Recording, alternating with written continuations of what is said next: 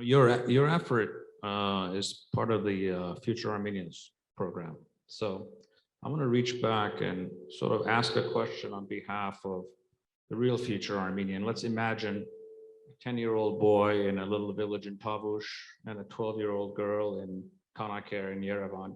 Ultimately, they are the future Armenian, and everything that you're doing is actually for especially the kids that don't have the privileges the wealthier kids have. What is it in your programs that you have done in the past? And more importantly, what is it in the programs that you're looking to do in the future that can qualitatively help that 10-year-old become a robotic expert rather than someone driving a tractor, or the same thing for the girl?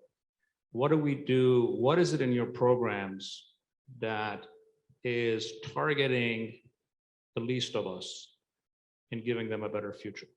Eric, let me just answer it from a different standpoint, because your invitation to say, what can we do for these people, is something that's been attempted to address for quite a long time. And one of the things I think we have to realize is that the specific challenge of, for example, fighting inequality and access, or upgrading our education significantly, or creating job opportunities in science, technology, each of these things in and of itself, I think, will not sustainably create the future we want.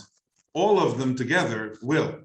And that's the problem we face, because there are a number of band-aid solutions we can use. For example, create a new school for specially gifted students who are underprivileged. And that's really important, and we should do that.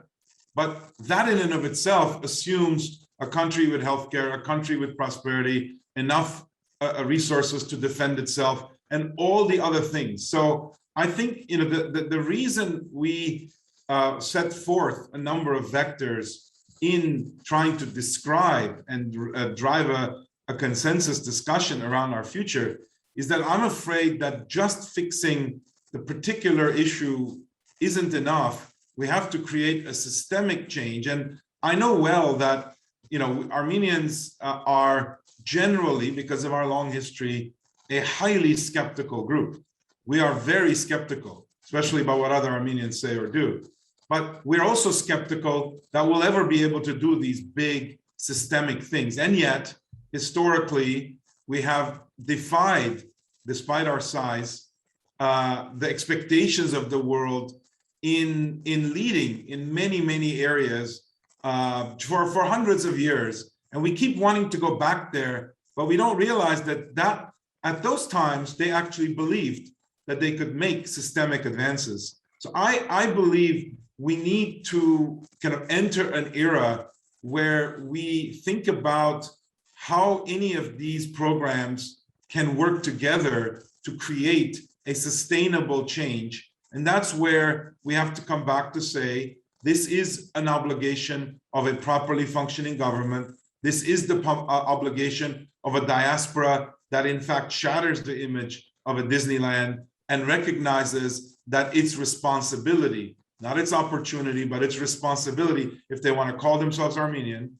is to engage in this existential struggle and not to assume that that's not their business because they live somewhere else. If we can't bring all these things together, and we can, in my view, the difference between us doing it and not starts with our belief that we can do it. And so despite our skepticism, we have to suspend our skepticism to be able to fight the disease that was mentioned earlier. So I think we can help the young folks you're talking about, but I just want to point out that if it's done as a point solution, it will not last.